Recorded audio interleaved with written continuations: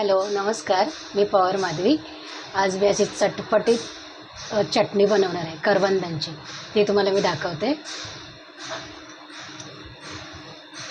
हे बघा, ह्याच्यामध्ये मी घेतलेत एवढी सारी करवंद मिठाच्या पाण्यात स्वच्छ धुवून घेतलेत आणि एवढी सारी कोथिंबीर आणि 10-12 मिरच्या आणि 10-12 पाकळ्याची लसणाची.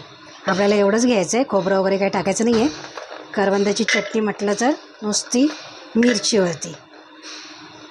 तर मी वाटून घेते. रानचा मेवा करवंद गावाकडे खूप चांगले मिळतात, पण इथे आता मी 2 दिवस झाले आणून ठेवलेत. याच्यामध्ये मी ही कोथिंबीर टाकणार आहे एवढी सारी, आणि बाकीची लसूण टाकली आहे आणि या मिरच्या टाकते. 2 तुकडे करून त्याच्यात आपण मिरच्या टाकूया, म्हणजे पटकन वाटल्या जातील. आता अख्ख्या राहते ते जास्त लाल होतील म्हणून मी जास्तीच्या घेतल्या आणि पिक्याच घेतलेत, कारण की खराब होऊन नको जायला आणि आपल्या चटणीला पण वापरता येतात. मिक्सरला लावून येते. हे बघा, मस्त मी वाटले. आता याच्यामध्ये मी काढून घेते ती चटणी हिरवीगार.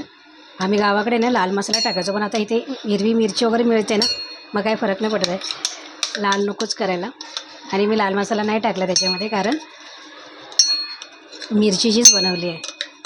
तुम्हाला कशी आवडते, लाल कलरमध्ये आवडते लाल मसाला घालून की हिरवी मिरची घालून? हे बघा, झटपटीत होणारी अशी चमचमीत आंबट तिखट चटणी.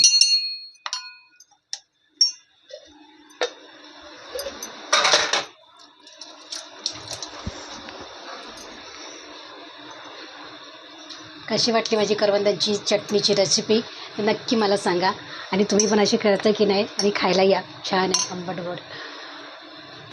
Bye bye.